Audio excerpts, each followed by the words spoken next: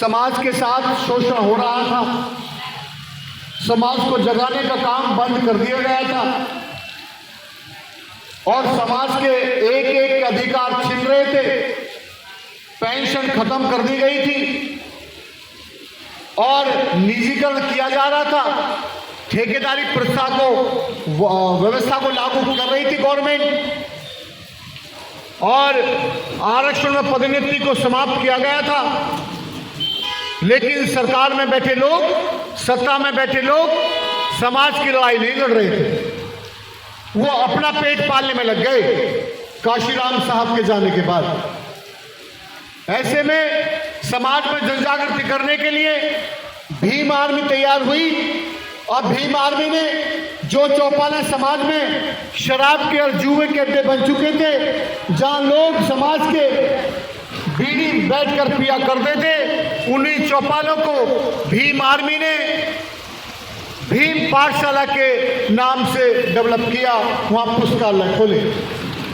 Bhim army ने संघर्ष किया, जो कैडर कैंप बंद कर दिए गए हैं, जो विचारधारा हमारे समाज में नहीं पहुंच रही है, उस विचारधारा को हम अपनी आने वाली पीढ़ी में पहुंचाएंगे।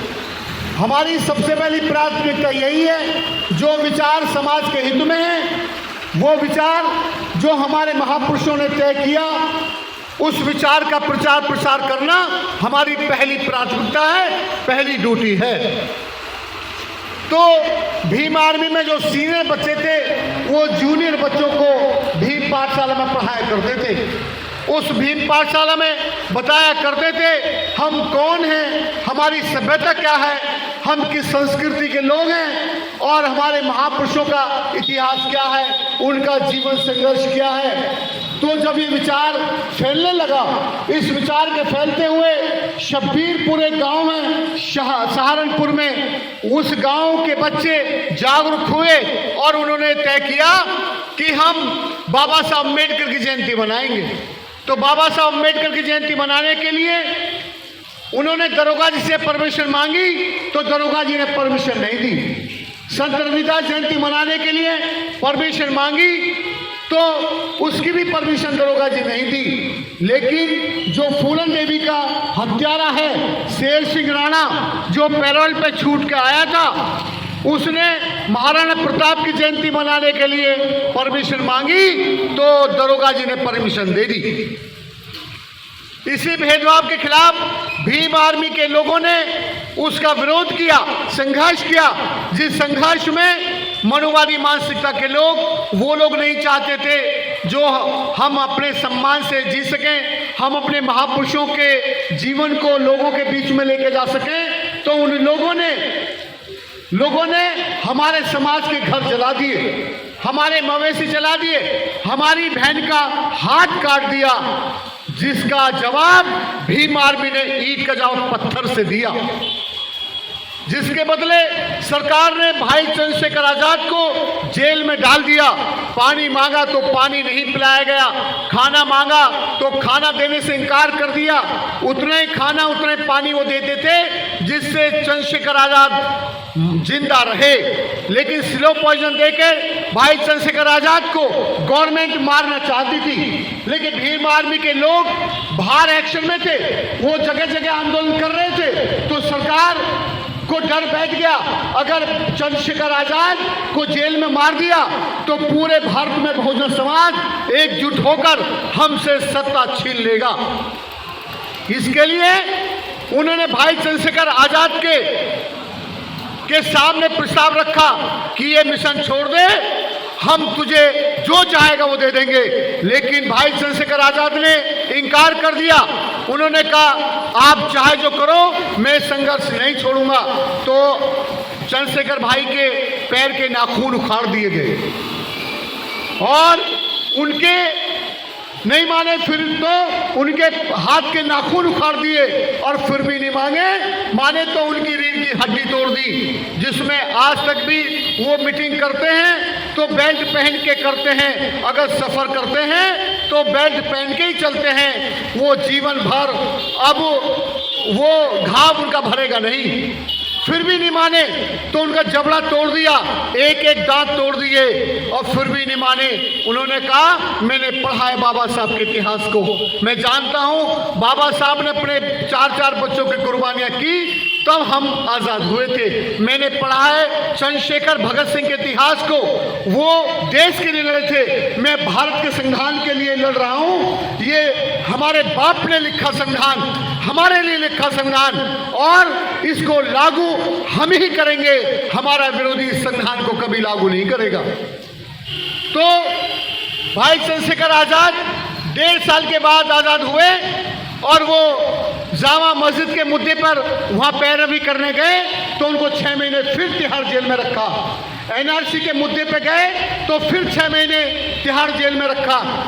उस सब के बावजूद भी वो सड़क पर चिल्लाते रहे, समाज को जागरूक करते रहे। जहां भी कहीं शोषण हो, चाहे मनीषा वाल्मीकि हत्या, हाथरस कांड हो, बदायूं कांड हो, संभल कांड हो, दनकौर कांड हो, जालौर कांड हो, एमपी में ग्वालियर में जहां हाई कोर्ट में बाबा साहब की मूर्ति लग रही थी, जिसका आदेश हाई कोर्ट ने दिया था, लेकिन वकीलों ने विरोध किया, मनुवादी मानसिकता के लोगों ने, जबकि बाबा साहब के संविधान के बल पे वो वकील बने थे। तो वहां का भी आंदोलन के लिए भीम आर्मी आजाद समाज पार्टी ने आंदोलन किया, और बोध गया में जो बुद्ध मंदिर है उसको भी आजाद कराने के लिए भीम आर्मी आजाद समाज पार्टी आंदोलन लगातार कर रही है। और उत्तर प्रदेश की गवर्नमेंट ने 27,564 प्राइमरी स्कूल बंद कर दिए। वो स्कूल बंद किए जहां पर विधवाओं के बच्चे पढ़ते हैं, जहां गरीबों के बच्चे पढ़ते हैं, जिनका बाप शराबी है उनके बच्चे वहां शिक्षा लेने जाते हैं। उन्हीं स्कूलों को गवर्नमेंट ने बंद किया और ठेके पे ठेके गवर्नमेंट खोल रही है। लेकिन ये नेता नहीं बोल रहे, इनकी बोलती बंद है। वो अपने महलों में बैठे हैं, एसी के मकानों में बैठे हैं, एसी की गाड़ी में चलते हैं, उन्हें गरीबों के दुख दर्द का पता नहीं है। लेकिन आजाद समाज पार्टी और भीम आर्मी और भाई चंद्रशेखर आजाद ने सड़क से लेकर संसद तक आपकी आवाज को बुलंद किया है।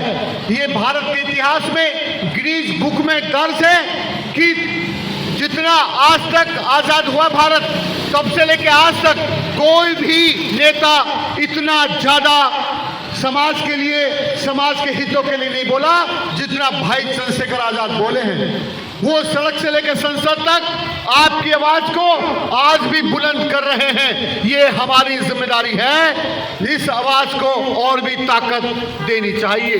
तो यह हापुड़ के क्षेत्र में भाई वीरेंद्र कुमार सीरीज को आजाद समाज पार्टी का प्रत्याशी भाई चंद्रशेखर आजाद ने बनाया है। ये सोच कर बनाया है, ये वही हापुड़ के लोग हैं जो बदलाव में हमेशा साथ चलते हैं, क्रांति में हमेशा सहयोग करते हैं। और वापस इस समाज को एक नेता की जरूरत है, वापस इस समाज को ऐसे दबंग नेता की जरूरत है जो प्रशासन की आंख में और सत्ता के सामने आंखों में आग डाल के बात कर सके। पूरे भारत में ऐसा कोई नेता नहीं है जो प्रधानमंत्री की आंखों में आंख डालकर संसद में बैठ के बात कर सके, जो प्रशासन के आंखों में आंख डाल के बात कर सके। अगर कोई है तो भाई चंद्रशेखर आजाद हैं। तो भाई चंद्रशेखर आजाद ने वीरेंद्र कुमार सीरीज को हापुड़ का प्रत्याशी चुन लिया है। ये हापुड़ के लोगों की जिम्मेदारी है कि उनको मजबूत करेंगे या नहीं करेंगे। मेरा उद्देश्य आपसे वोट मांगना नहीं है, सिर्फ आपको जागरूक करना है। वोट क्यों देना चाहिए, किस लिए देना चाहिए, आपके अधिकार क्या है, आपका कर्तव्य क्या है, ये बात आपकी समझ में आ जानी चाहिए। जिस दिन ये बात आप समझ जाएंगे उस दिन आप भारत की सबसे बड़ी पंचायत के मालिक बन सकते हैं। ये वो वोट है जो अमीर गरीब को बराबर कर सकता है। अगर हम सफल होंगे तो ये हमने तय किया है, जब वोटर कार्ड एक है, आधार कार्ड एक है, तो अमीर गरीब की शिक्षा में जो भेदभाव है, इस भेदभाव को खत्म किए बगैर ये गरीबों के बच्चे आगे नहीं बढ़ पाएंगे। जहां अमीर का बच्चा पढ़ता है वहां गरीब का भी पढ़ना चाहिए, और जहां गरीब का पढ़ता है वहां अमीर का पढ़ना चाहिए। और शिक्षा का सिलेबस राज्य और केंद्र का अलग अलग नहीं, एक ही होना चाहिए, तभी जाकर सबको बराबर का अवसर होगा। इस देश में नीतियों के आधार पर ही व्यवस्था बदलेगी। नीतियां नहीं वो बदलेगा जिसकी नीयत साफ होगी। यहां लोग नीयत में खोट रखते हैं, अपने बच्चे को देश विदेश में पढ़ाते हैं और गरीब के बच्चे को हाथ में कटोरा देके प्राइमरी स्कूल में भेजते हैं, जहां पे बेहतर व्यवस्था नहीं है, जहां पे बिजली नहीं है, जहां पे पानी की सुविधा भी नहीं है, जहां पे छत टूटी हुई आपको मिल जाएगी और जहां पे खाना भी मिलता है उसमें भी आपको कीड़े मकोड़े मिल जाएंगे। और